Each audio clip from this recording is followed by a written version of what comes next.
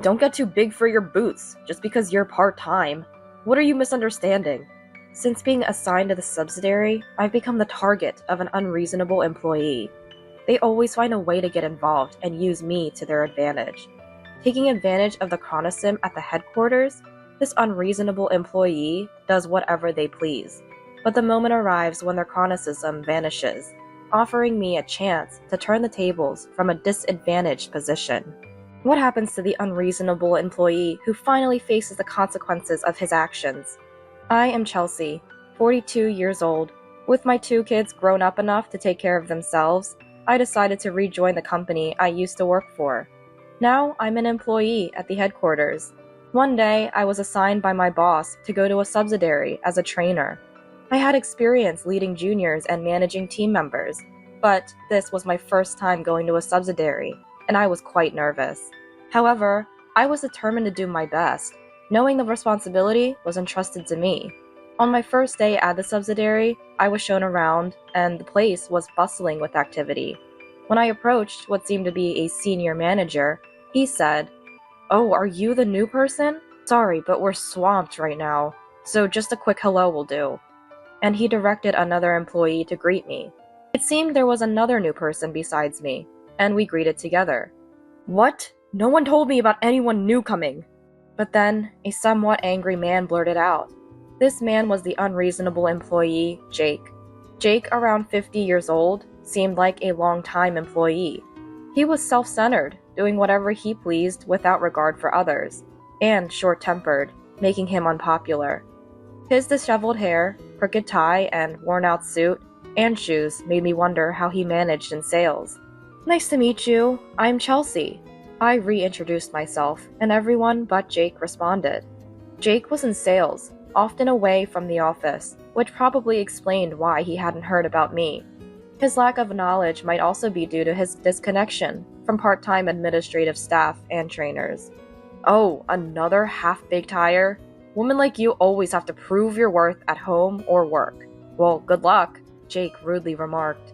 Despite the challenging vibe from Jake, I strove to be useful at the subsidiary, working hard every day. When I ran into Jake near the office one day, "You're the new one, right? Can you lend me some change?" he asked. I told him I only had $5, to which he retorted, "What? Why don't you have any change? That's not going to make you popular, you know." "Well, at your age, I guess it doesn't matter anymore. Just lend it to me." Then, without permission, he took the $5 from my wallet and started buying a drink from the vending machine. Instead of returning the change, he casually pocketed it and headed back to the office, apparently keeping the whole amount. Following him to the elevator, he suddenly grabbed my shoulder and pushed me towards the stairs. "No, you're supposed to go that way. Why are you here?" saying. Confused, I asked why. "What? Just do what you're told. If you argue, you'll regret it later." And he replied in a stern tone. He walked away, leaving me bewildered, watching me from a distance. Feeling creeped out, I hurried up the stairs. When I inquired about Jake with other employees, they all seemed uncomfortable. "Oh, Jake? It's better not to get involved with him." It seems others have also been subjected to similar treatment by Jake, enduring harassment for the first year after joining the company. The company itself has taken issue with Jake's behavior, warning him several times. Things are reportedly better now, but I wonder how bad it must have been in the past. Even now, Jake's words and actions often push me to the brink of despair. Why doesn't he stop, even after being cautioned by the company? Apparently, Jake sees his behavior as some sort of initiation rite for joining the company. It baffles me why someone like him is still employed here. As I inquired further, I learned that Jake is acquainted with a board member at the headquarters. In front of the subsidiary's president, Jake acts like a good guy, and any complaints about him are dismissed, seemingly due to chronicism, as other employees have resignedly noted. One day, as I was leaving the office, I bumped into Jake in the parking lot. "Long day, huh?" I said, trying to pass by. Hey, hold on a sec. "What, that's it?" he blurted out, confusing me. "What do you mean, that's it?" As I replied, "No, crossing paths with employees returning home tired. Isn't there something like food or drinks prepared?" For a woman, you're not very thoughtful." He said this with a serious face. "Wait, you're married? You have kids? Well, at your age, you must have kids, right? Supported by your husband. You're just working halfway, aren't you?" I was becoming increasingly irritated by Jake's unreasonable words. At this age, it's expected to be married. At this age, it's expected to have children. Women working part-time, supported by men?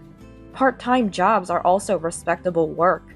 What do they think of women managing household chores, childcare, and work? I shouldn't have to be looked down upon by someone with such views. In my mind, reason and instinct were at war. Yet, not wanting to make a scene, "Would you like some coffee?" I asked with a smile. "I can't drink black coffee. The vending machine only has black coffee. Can you believe it? Last time, I had to buy water, but I really prefer sweet drinks." Jake started.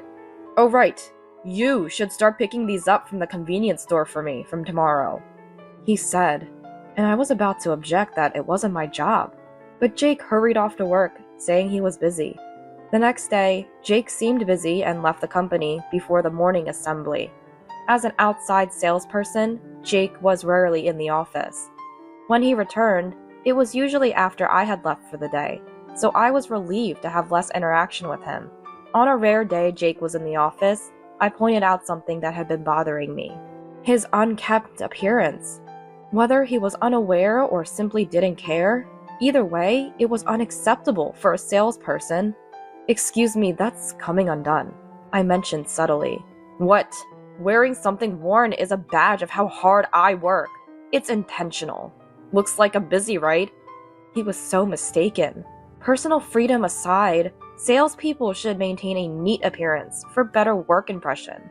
Just a personal opinion, I suggested, and Jake retorted, "Impudent old woman. This is why I hate women. My wife's always busy with part-time work and household stuff, saying she's busier than me who's working full-time." He shouted angrily.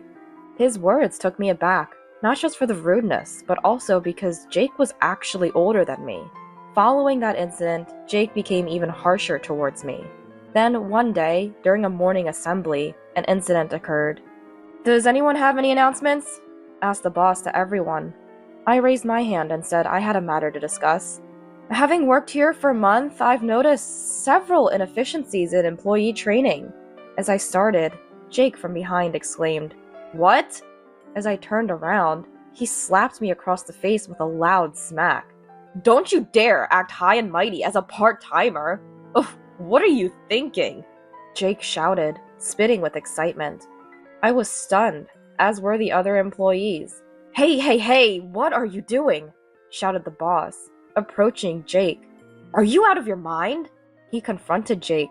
"It's this old woman's fault. She's just a new part-timer and starts complaining about inefficiencies? Don't joke with me." Who replied? Jake continued to rant, seemingly oblivious to the others trying to calm him down. "You've wasted my time. I'm busy. If I don't close a contract today, it's on you. You better take responsibility." With those words, he grabbed his suit jacket and stormed out of the company. Why do I have to be scolded for trying to make a constructive comment at work? Moreover, it's ridiculous that he's trying to blame me for his lack of contracts. Everyone in the office was shocked by Jake's behavior. People nearby were concerned, asking if I was okay. I had reached my limit with Jake's constant rude behavior and comments. I wanted to somehow make him pay for his actions, but before I could take any steps, the situation resolved itself. I had to return to the head office, a few days due to some circumstances related to a previous meeting there. When I returned to the subsidiary and was greeting everyone, "Hey, why were you off for so long? Did you finally bring drinks today?" Jake approached me. When I said I hadn't brought anything, Jake glared at me, shaking with anger. "Why not? My word is absolute, isn't it? If you don't listen, I'll complain to my contacts at the head office. Besides, I'm about to start working there. I'll get you fired," he said smugly. When I asked what he meant, "You're so clueless, typical of an old part-timer. Well, you'll understand by this afternoon. Make sure to prepare a bouquet or something." He laughed loudly and left. Around noon, while I was in a meeting, "Excuse me!" The door burst open, and in came Jake. His usual sloppy attire was the same, but his hair was neatly waxed. Seeing my face, Jake frowned, but noticing the presence of head office staff, he sat down with a smile. "Today we have to discuss Jake's future. First, is it true that you didn't let Chelsea use the elevator and slapped her?"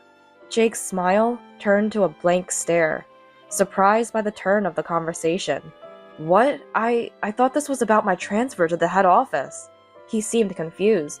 The head office staff denied it and pressed the question. "No, I didn't do that. Are you delusional or something? That's just your victim complex," he began. The head office staff replied, "We have testimonies from others, so we know you slapped her, and there's no benefit for Chelsea to lie." When I retorted, "Trying to get rid of me to take the head office job, huh? Ugh, as if an old part-timer like you could." Hearing this, the head office staff looked puzzled. "I'm not a part-timer, I'm from the head office," I clarified. "What? What are you talking about, you delusional old woman?" "See, I'm right," and Jake said, "I was late and absent for a few days because I had work and meetings at the head office." I explained, and Jake looked incredulous. Jake thought about my words for a while. "Whatever. I have connections at the head office. People more important than you. What would happen if they found out about this?" He sneered, crossing his arms and legs arrogantly. "About that, your connection is Skylar from the head office, right?" the staff asked.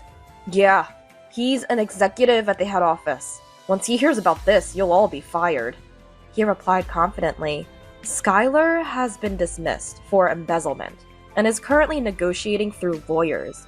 He's no longer an employee," the staff informed. Realizing his backup was gone, Jake's face went pale. My absence was due to the scandal involving that executive. It was a company-wide issue that led to a general meeting. So what happens to me now?" Jake asked, panicked. "Chelsea was assigned here as a trainer, but also to investigate issues requested by the subsidiary's president, including your behavior, Jake." It turned out the subsidiary's president wasn't just ignoring things. He had been observing and requested the head office to intervene. Jake fell silent, looking down. His history of harassing other employees, continuing his behavior despite repeated warnings, even his unkempt appearance, had been noted by supervisors. "Your sales performance isn't great either. We prioritized enthusiasm over results as you're always out early. But we checked the company car you use and found frequent visits to casinos." When this was mentioned, Jake looked up and retorted, "Shut up! You all didn't say anything before because you knew I had a connection at the head office, right? It was an unspoken agreement, so the past doesn't count." He started to argue. "No, that's not correct. There have been 2 warnings in the past, and this is the 3rd, which means termination. It's in the employment rules. This is your 3rd formal warning, but there have been many informal ones. Even without Skylar's embezzlement case, you would have been terminated this time." Jake was speechless. "Fine, I apologize for everything. Isn't that enough? I did it all for the good of everyone's training. It's all a misunderstanding. We're all in the same boat." Jake still showed no remorse. "You are the one who misunderstood." I would like to say that, but it just doesn't work that way. "Even if you thought it was for the best, the outcome was different. Everyone has been telling you that, and you're not in a position to educate others. First, fix your appearance before telling others what to do." After I said that, Jake had nothing more to say. Eventually, due to his incompetence and lack of cooperation, Jake was terminated, with his last day set for a month later. Every day, he just sat in front of the computer, doing nothing, since he had no work to pass on after spending his days at the casino. It must have been his greatest humiliation. During that time, we saw each other daily. When asked if there was anything he could do, "Maybe you could make coffee for everyone," I suggested. "Can you drink coffee?" And Jake asked, I can't actually. I can't have anything but tea. But unlike someone, I don't ask others to get it for me. I bring my own, I replied with a smile. A month later, as Jake was leaving after his farewell, Hey Jake! I called out and he turned, probably expecting a bouquet. Looking back with a smile, No, I don't think flowers suit me. He started to say, Please return the $5 you borrowed. I cut him off. He was surprised but quickly took out $5 and handed it to me. If you don't even do household chores or childcare, what's the point of being married? And now, your wife might leave you since you've lost your job. I hope you find your worth. Good luck not getting dumped, I said with a smile, and Jake left the company, trembling. A month later, I heard from a colleague that Jake was seen at a job center, desperately looking for work.